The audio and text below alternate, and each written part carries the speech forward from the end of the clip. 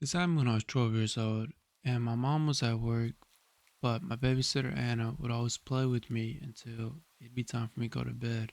I remember one night Anna let me stay up past my bedtime, which was 9 p.m. every night, because I would have school the next morning.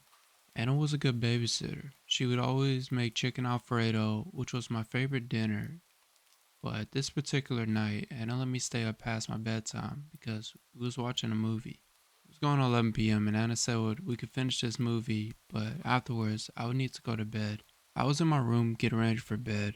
For a little background, we stayed in an apartment that had an upstairs, and my babysitter Anna would always come upstairs just to tuck me in for bed before she would go back downstairs. When I saw my closet door crack open, it was pitch black in my room, and I could see a glowing eye looking at me. I began to try and close my eyes instead of yelling. I tried to act like I didn't see the person who was inside my closet. I got out of my bed calmly and went downstairs and sat by my babysitter Anna, and I told her how I think someone's in my closet upstairs in my room. Anna looked at me as if she was terrified, but she didn't want to warn me, and she said, "Okay, I'll go check upstairs." She told me to stay close to the house phone and get ready to dial 911 if I heard anything. Anna then walked upstairs quietly, and she walked into my room and saw that my closet door was wide open. My window was right beside my bed, and it was open. Anna then checked my room before running downstairs telling me to make sure the door was locked. I checked all the doors and they were all locked. This was strange because there was definitely an intruder inside the house, and me and Anna were confused. How did this person get inside the house without any of us hearing them? Anna then decided it was not safe for us to stay here, and we went to her car and began to drive away. Long story short, we called my mom and as well as the police and reported this incident. However, the man who broke into my house was not found. My mom thought it was best to install cameras around our apartment because there was no way of catching this guy. Which is a good thing we did because a couple of nights later, I was sleeping in my room and I could hear outside my bedroom window some footsteps. This woke me up because it was raining outside and the grass was wet, so I could hear every movement outside of my window. I ran to my mom's room and I told her, and she called the police and we hid in her bathroom. The man was inside our house and I could hear the man jiggling at my mom's room door, trying to break in, but my mom locked the room door. The man started to kick at the door until it gave in, and the man was now inside my mom's room. I could hear his footsteps coming towards the bathroom we was in. The man then said, "Come on, I just want to play." I was terrified, and the police then arrived and arrested the man. After this, my mom decided it was best if we moved to a better neighborhood. I used to babysit on the weekends, just to make a little extra money. One night, I was babysitting a boy named Alan. His mom had to work overnight shift at the clinic, so I'd be the one to babysit him. Alan was a good boy though. I mean, me and him would play video games together. And every night I would make his favorite dinner, which was mac and cheese and Salisbury steak. He loved that dinner. And I was not the best cook, but I could make simple things like that. One night I was tucking Alan into bed and reading him a bedtime story. Afterwards, I then went downstairs and I started to clean up. I thought I saw a shadow walk past the front door. For background, this front door had a big mirror that you could look through, and I checked and I didn't see the person I thought I saw. It was late and I thought maybe my mind was playing tricks on me. I began to sit down on the couch and relax.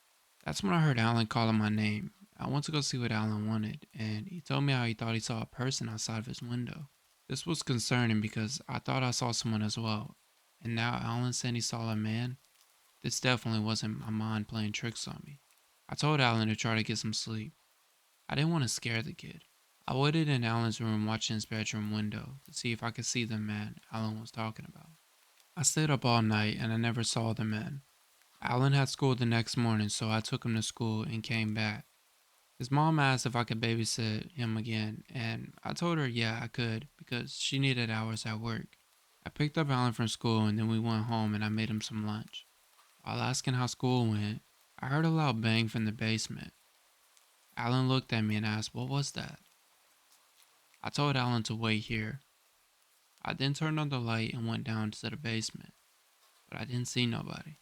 I then began to walk up the stairs, and out the corner of my eye, I could see a man who was squatting right behind the spare couch that they had in the basement. The man did not realize I saw him, and I shut the door and told Alan to go to my car and get in. We then got in my car and drove away. I called the police as well as his mom, and the police arrested the man. It was a house squatter who had been living in the basement for some time now. Alan and his mom were confused because they never seen this guy or even heard the guy. Why did he not attack anyone? Was he homeless and harmful? We would never know. I still babysit Alan from time to time because he's a good kid. His mom does work a lot. I just hope that nobody tries to hurt them. And for the house squatter, why were you there? This happened to me when I was 14 years old. My mom worked a lot of hours, so she would have to hire me and my younger sister, a babysitter, that would watch over us and make sure we did the chores as we was told and really just followed the house rules that my mom would assign us. The day my mom left, she told us goodbye and she told us how we loved the babysitter and to be good and that the babysitter would be here shortly. After saying our goodbyes, my mom left and not long after, the babysitter arrived. This was our first time meeting the babysitter, so I didn't know what to expect. But my mom did say that we loved the babysitter. After meeting our babysitter, something about them seemed off. I mean, he drove a nice Mustang, but his body language seemed weird. I could see that this babysitter was scaring my younger sister, and instead of the babysitter trying to comfort my sister, he just looked and acted like we wasn't there. He also stunk really bad, kind of like a type of dead smell. His name was John, he said, before walking to our fridge and eating our leftover pizza and not offering any of us a slice of pizza.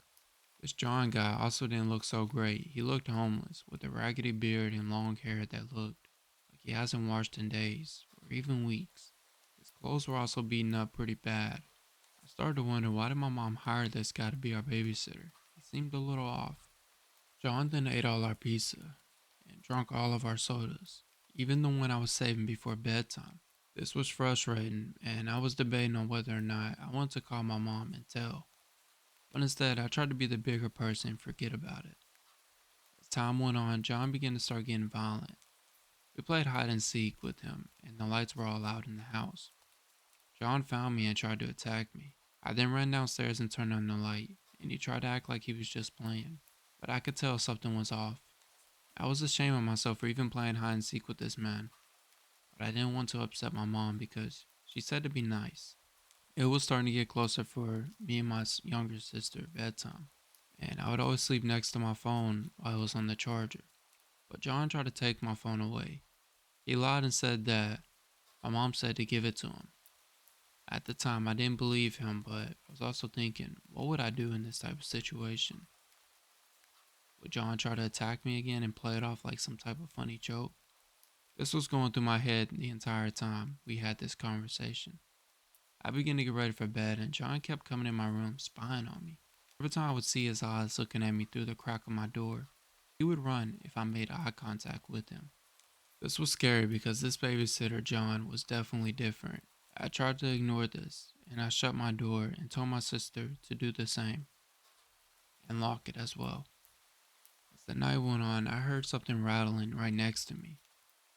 I looked over and saw John going through my dresser looking for clothes. He then put on my shirt and walked out my room. I then got out of my bed and ran down to the basement to use the extra spare phone we had for emergencies.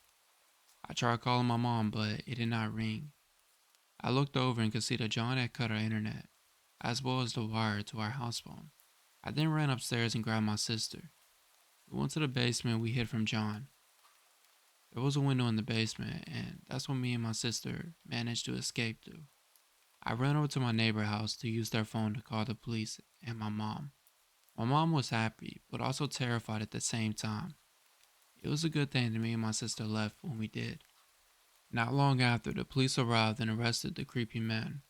John was not our real babysitter. Inside the gray Mustang was Emily. She was taped up and handcuffed. She was also beaten up pretty badly. She looked as if she saw a ghost. It turned out that when Emily was getting ready to come babysit us, she forgot her purse inside the house and ran into the house to grab it.